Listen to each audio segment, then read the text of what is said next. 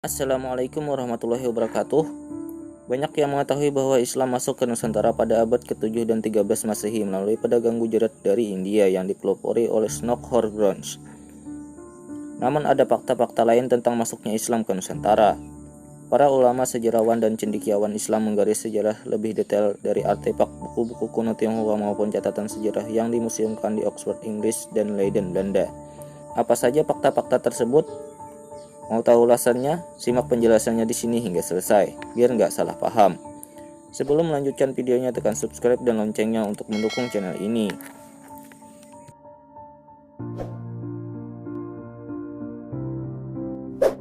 1. Islam masuk ke Nusantara jauh sebelum Nabi Muhammad lahir.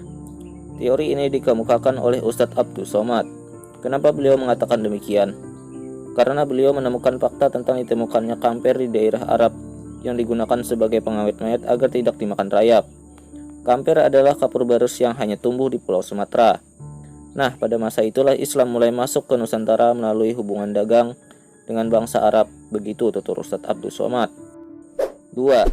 Islam masuk ke Nusantara pada tahun 640-650 Masehi. Teori ini dikemukakan oleh Ustadz Haikal Hasan dan Mbah Maimun, seorang ulama sekaligus sejarawan Islam.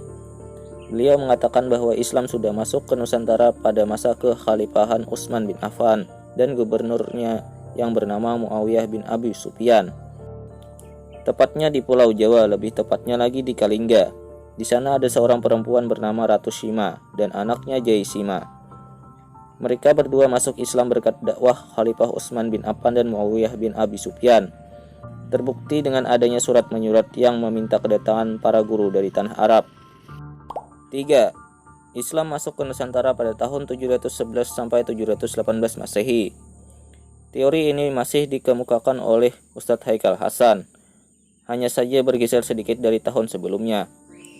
Beliau mengatakan bahwa Islam sudah masuk ke Nusantara pada masa pemerintahan Umar bin Abdul Aziz, di mana kala itu Sumatera dipimpin oleh seorang raja bernama Sri Indra Parman. Hasil dari dakwah Umar bin Abdul Aziz pun membuat Raja Sri Indra Parman tertarik lalu masuk Islam. Terbukti dari makamnya yang bertuliskan lafaz La ilaha illallah Muhammad Rasulullah, dan ada surat menyurat untuk meminta kedatangan para guru dari tanah Arab yang tersimpan di Museum Oxford, Inggris. 4. Islam sudah tersebar ke Nusantara pada tahun 1297 Masehi. Teori ini juga dikemukakan oleh Ustadz Abdul Somad. Beliau menuturkan bahwa pada masa itu Islam sudah tersebar di Sumatera yang dipimpin oleh seorang sultan bernama Maliko Saleh. Setelah Maliko Saleh wafat, maka digantikan oleh anaknya yang bernama Maliko Zohir.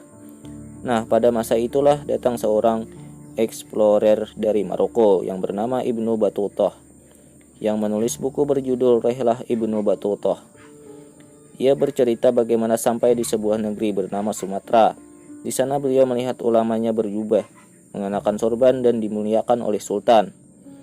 Kesimpulannya bahwa Islam masuk ke Nusantara bukan pada abad ke-7 maupun abad ke-13 Masehi melalui pedagang Gujarat dari India, melainkan jauh sebelum Rasulullah Shallallahu Alaihi Wasallam lahir, Islam sudah masuk ke Nusantara. Nah, itulah fakta-fakta lain tentang teori masuknya Islam ke Nusantara. Terima kasih sudah menyimak hingga selesai. Jangan lupa like dan komennya ya teman-teman. Wassalamualaikum warahmatullahi wabarakatuh.